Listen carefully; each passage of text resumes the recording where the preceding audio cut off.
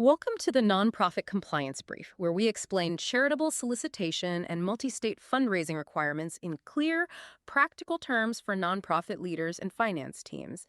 This podcast is produced by Ironwood Registrations. It's great to be here for another deep dive. Yeah, let's get right into it today, because there is this very specific anxiety. And I think pretty much every executive director or development director out there feels it, even if they never bring it up at the weekly staff meetings. Oh, I know exactly what you're talking about. Right. You're sitting there at your desk. You've just drafted an email to your list, and it's heartfelt. It's urgent. It's got a great picture of your team actually out on the ground doing the work. Yep. And right there at the bottom, there is a link. Maybe it just says help us, or maybe even just learn more. You hit send. And then at like 2:00 a.m., you jolt awake wondering, wait, did I just accidentally break the law in 20 different states? Yes. That is the classic 2:00 a.m. panic. And frankly, and people aren't going to want to hear this, it is not entirely unfounded. Well, that's not comforting at all. No, but it's the truth. But I guess that is exactly the tension we are dealing with today. We're looking at that line between, just communication and official solicitation. Because 10 years ago, that line was basically a brick wall. Very clear. Very clear. But today, with digital outreach, it's just a blur. A friendly update on Instagram or a quick e-newsletter can actually trigger these intense regulatory requirements. And most leaders don't even know those rules exist until they get a scary letter from an attorney general. Exactly. And our mission for this deep dive is to dissect that blur. Because we aren't talking about the obvious stuff today. I mean, if you mail a formal printed invitation to a gala. Everyone knows that's a solicitation. Right. You know it. The state knows it. We're looking at the gray areas today, the e-newsletters, the viral social media posts, those donate buttons sitting on your homepage.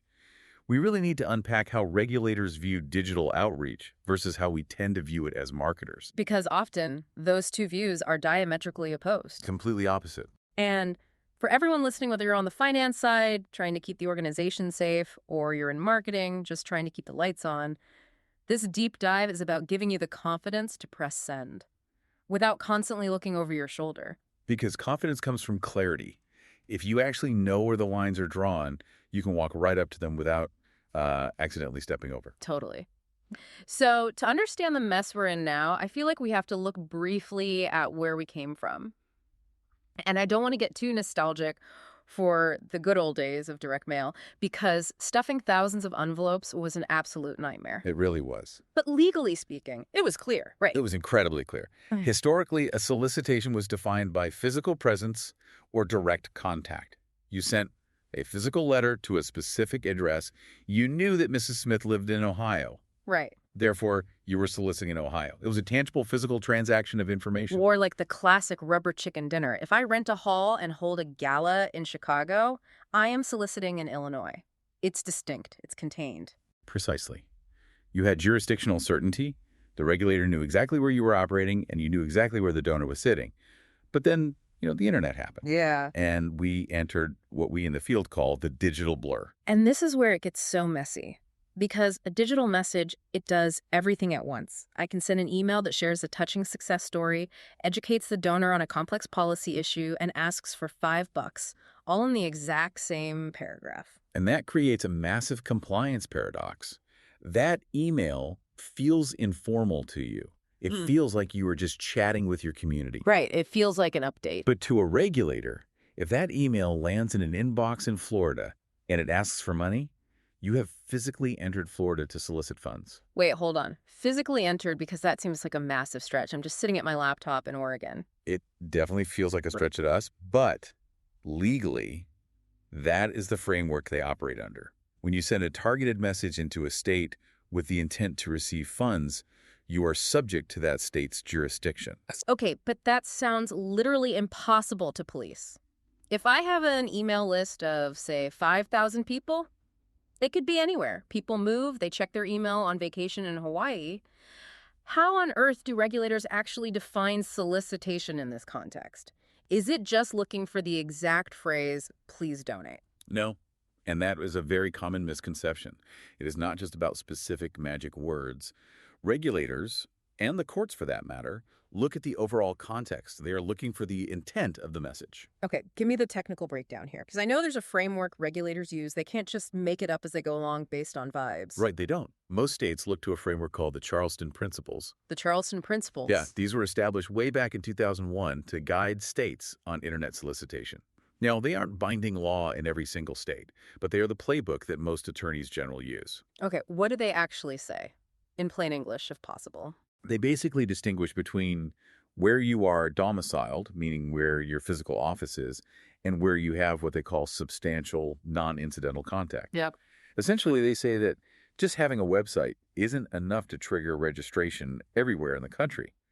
But if you use that website to specifically target people in a state, or if you receive substantial repeated contributions from a state and then follow up with those people, Then you are on the hook. then you're on the hook. The activity moves from passive to active. Let's apply this to a real scenario, because terms like substantial contact start to sound like legalese.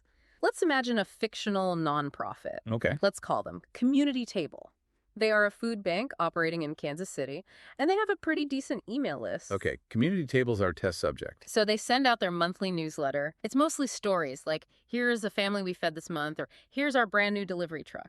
But right at the bottom of the email, there's a link that just says, support our mission. That email goes out, and it hits the inbox of a donor who moved from Kansas City to New York 3 years ago. Is Community Table now soliciting in New York? This brings up what we often call the two-click rule in compliance circles, though I should clarify it's more of a rule of thumb than an actual written statute. Walk us through the two-click rule. If the email itself says, we need $50 to buy a new tire for the truck, please click here to give, that is a direct solicitation. You are soliciting in New York, period. Okay, that's very clear. But what if the email just links to a blog post about the new truck, and then on that blog post, there happens to be a sidebar with a donate button? That is the gray area. Generally speaking, if the email is purely informational, hey, read about our truck, and the links to a web page that is also purely informational, the fact that a donate button just exists on the website's global template might be seen as passive. You aren't driving them to the donation, you are driving them to the story. But regulators aren't stupid. They know the ultimate goal of all of this is eventually money. Correct. And that's why context is everything. If the overall context suggests the entire purpose of the email was actually just to funnel people to a donation page under the guise of a story, they will view it as a solicitation. If you internally track click-throughs and financial conversions on that specific email, you are treating it as a fundraising campaign, and the regulator will too. Wow. That is a terrifying distinction for a marketing team. You're saying if I measure the success of my newsletter by how many donations it brought in, I have essentially turned it into a solicitation. Intent matters. If you are engineering the user journey to extract a donation, that is solicitation.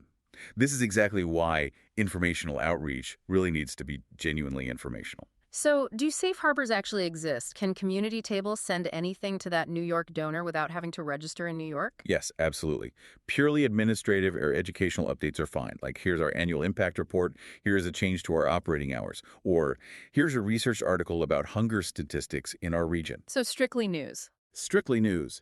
If there is no ask and no direct link to a donation form in the body of the message, you are generally in the clear. But the very moment I add a little line at the bottom saying, and if you want to help, click here. You have crossed the line. The classification of that entire document shifts immediately from stewardship to solicitation. Okay, let's pivot slightly to social media, because if email is tricky, social media feels like the absolute Wild West. You have even less control over who sees it. Oh, definitely. So Community Table posts a video on TikTok. It's meant for the Kansas City community. But algorithms are weird. Algorithms are effectively random distribution engines. You don't control them. Right. So let's say a celebrity, Paul Rudd, since he loves Kansas City, sees the post and shares it. Okay. Suddenly, Community Table has 50,000 views, and donations are pouring in from California, Texas, Florida, everywhere. Did they just accidentally break the law? Well, this is basically the nightmare scenario for compliance. But it's the dream scenario for development. This is the viral effect. So what actually happens? Because they didn't ask Paul Rudd to share it. This goes right back to the Charleston Principles. Initially, that TikTok post was likely passive. They didn't actively target residents of California. But once the money starts coming in, that non-incidental part of the rule kicks in. Meaning they are taking the money. Right. If Community Table accepts those donations, and then, and this is the crucial key here, sends a follow-up email to those new donors saying, thank you so much, please consider giving again next month, they have now officially established a solicitation relationship in those states. So the initial viral explosion might be forgivable or at least passive, but the follow-up is what traps you.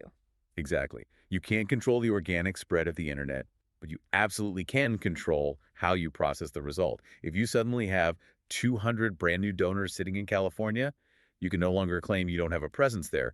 You are now a multi-state fundraiser. And what about peer-to-peer campaigns like Facebook birthday fundraisers? It's my birthday, donate to Community Table. That's a major complication. In that case, the donor is acting as a solicitor on your behalf. Most states will look at whether the charity authorized or enabled that fundraising. How do they define enabled? If you have a button on your own website that says, start your own fundraiser for us, you are explicitly authorizing it. You are responsible for where those individuals solicit. Wow. Okay, I want to clarify something about websites in general because I feel like this is where the most confusion lies. I've heard leaders say, if I put a donate button on my website, I have to register in all 41 states that require it. Period. Is that true? That is the absolute most conservative interpretation you could have, but generally no. That is not the standard. Okay, thank goodness. So what is the actual standard? It comes back to that difference between passive availability versus active promotion. Let's use a specific example. Let's say I am sitting in Texas. I search Google for Midwest hunger relief. I organically find Community Table's website in the search results. I click donate. That is passive. Community Table didn't find me. I went out and found them. Okay, Yeah. that makes total sense. They didn't reach into Texas. Exactly. Now contrast that. Community Table buys a targeted Facebook ad. They set the audience targeting to people interested in charity, and they set the geography to Texas. I see the ad in my feed. I click. I donate. That's active. That is highly active. Active promotion. You paid money to digitally enter Texas. You targeted a resident there. You are soliciting in Texas. So the website itself isn't the trigger. It's how you purposefully drove traffic to it. This sounds logical when you lay it out, but it still feels like a really heavy burden for organizations. And I want to play Mythbusters here for a second because I know leaders constantly try to talk themselves out of these requirements. Oh, I've heard them all. I bet you have.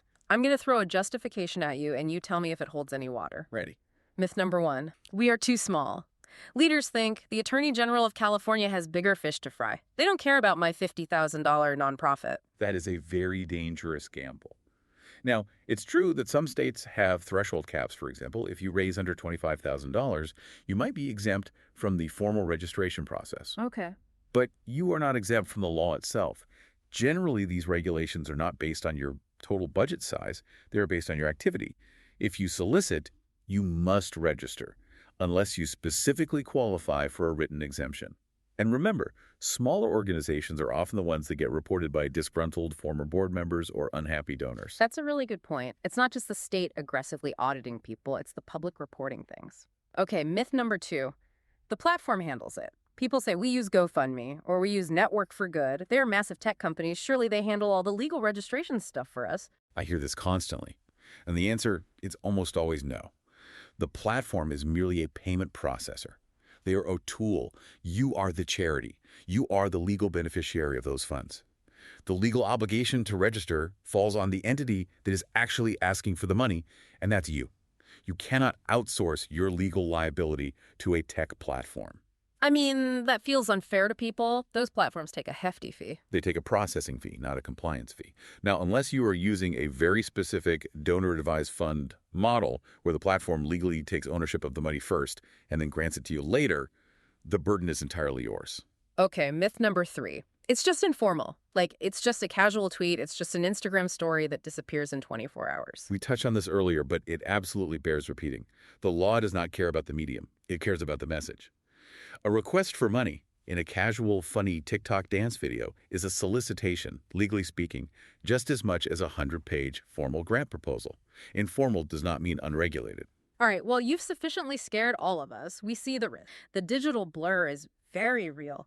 But nonprofits can't just stop fundraising. We have to operate. We have to fund our missions. So, what are the practical steps? If I'm that executive director at Community Table, what do I actually do tomorrow morning when I get to the office? It has to start with breaking down the silos between your marketing team and your compliance team or your finance person. That's easy to say, but hard to do in practice. They speak completely different languages.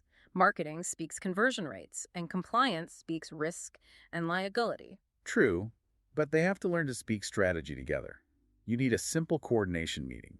Before the massive end-of-year digital campaign launches, compliance needs to be in the room asking marketing, who exactly is getting this email? Are we segmenting our list? Right. So if you know you aren't registered in Florida, maybe you just exclude Florida zip codes from that specific appeal. Exactly. That is a highly manageable step. You can suppress specific geographies in almost any email marketing tool today, like MailChimp or Constant Contact. If you aren't legally registered to ask there, just don't ask there. Send them an informational update instead. But that requires actually knowing where your donors are physically located. Which brings us to step 2, data review. You need to pull a report. Look at donors by state. If you suddenly see you have 500 active donors in a state where you aren't registered, you have a strategic decision to make. Right. You either stop asking them for money, which no one wants to do, or, and this is obviously the better option, you go get registered in that state. And this actually brings me to a mindset shift I really wanted to discuss in this deep dive. Because we usually talk about all this stuff as a huge headache, it's red tape, it's bureaucracy, but isn't there a positive way to look at this? There absolutely is. And this is a core theme I try to impart to organizations. I truly believe that compliance issues are actually a symptom of success. How so? Unpack that for us. Think about our fictional community table. If they are suddenly waking up worrying about accidentally soliciting in New York and California, what does that actually mean? It means their message is incredibly powerful. It means their mission is resonating far beyond their local neighborhood in Kansas City. Right. It means they are growing. Compliance tends to expand alongside fundraising growth. It goes hand in hand. So getting that notice, well, okay, maybe not getting a penalty letter itself, but realizing you need to register is actually a badge of honor. It's a growing pain, but it's a necessary positive one. Organizations that review these requirements periodically avoid most of the major problems. And if you reframe compliance as scaling sustainably, it completely changes the internal conversation. You aren't registering in these new states because the government is being mean to you. You are registering because your organization is successfully becoming a national player. Scaling sustainably, I really like that framing. It means you're building a foundation that can actually hold the weight of the money you're starting to raise. Exactly. If you build a massive viral fundraising engine on top of a shaky compliance foundation, eventually the whole thing cracks. Doing this administrative work up front gives you the freedom to just grow fearlessly. Well, let's wrap this up. We've covered a lot of ground today. We looked at the major shift from the physical rubber chicken days of clear mortars to the digital chaos we operate in today. We talked about the Charleston principles and that really crucial distinction between passive availability on a website and active targeted promotion. And we busted those persistent myths that your budget size or the informality of a social post offer any sort of legal protection. Yeah, they don't. But I think the big takeaway for everyone listening is that this is entirely manageable. It just requires actually looking at your data and making intentional, strategic choices about where you are asking for support. Intentionality really is the word of the day here. Don't let your technology or an algorithm decide your compliance footprint for you. You need to decide it. So true. Now, before we sign off, I know you have a final thought for us to mull over, something to leave the audience with. I do. We spend so much time in this sector obsessing over click-through rates. We look at open rates, clicks, digital conversions. But I want to challenge every nonprofit leader listening right now. Have you ever stopped to map the geographic footprint of those clicks? Meaning not just that they clicked, but where their computer was sitting when they made that click. Exactly. Your Google Analytics, your email provider data, it all tells you exactly where your audience is physically located right now. You already have this information at your fingertips. The question is, are you just using that data to ask for more money, or are you using that exact same data to proactively protect your organization? Your digital dashboard isn't just a marketing tool. It's a compliance map that's just waiting to be read. That is a fantastic visual. The map is already there. You just have to actually look at it. Exactly. If you found this discussion helpful, you can find additional compliance guides and visual resources at ironwoodregistrations.com. Thanks for listening.